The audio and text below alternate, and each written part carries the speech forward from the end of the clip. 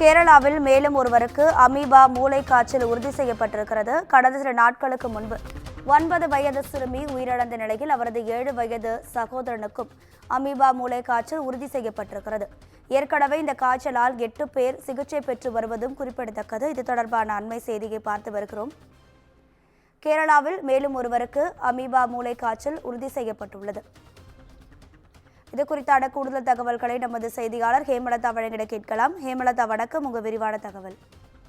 வணக்கம் ராதிகா. கேரள மாநிலத்தில் பார்த்தீங்கன்னா சமீப காலமாக பார்த்தீங்கன்னா அமீபிக் மூளை காய்ச்சல் பாதிப்பு ஏற்பட்டுள்ளது. கடந்த சில நாட்களுக்கு முன்பு பார்த்தீங்கன்னா கோழிக்கோடு மாவட்டம் தாமரைசேரி பகுதியைச் சேர்ந்த 4ஆம் வகுப்பு படிக்கக்கூடிய அனன்யா என்ற 9 வயது சிறுமிக்கு கடுமையான காய்ச்சல் காரணமாக மருத்துவமனையில் அனுமதிக்கப்பட்டு சிகிச்சை பெற்று வந்த நிலையில் சிகிச்சை பலனின்றி உயிரிழந்தார்.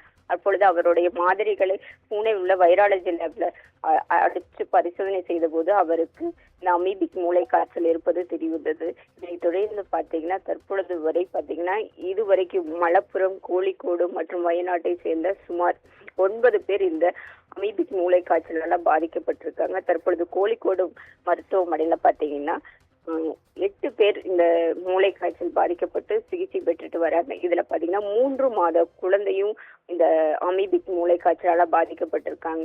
இந்நிலையில இன்று பாத்தீங்கன்னா கோழிக்கோட்டை சேர்ந்த ஒரு பெண், பத்திரங்காவு பகுதியை சேர்ந்த 43 வயது பெண்ணுக்கும் தற்பொழுது மூளைக்காய்ச்சல், அமீபிக் மூளை காய்ச்சல் உறுதி செய்யப்பட்டுள்ளது.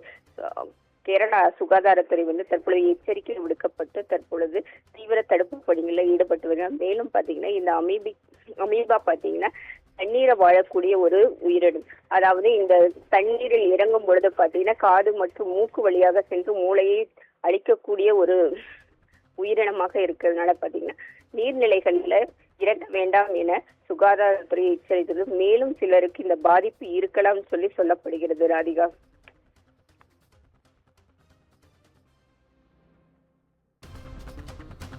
தகவல்களுக்கு நன்றி ஹேமலதா.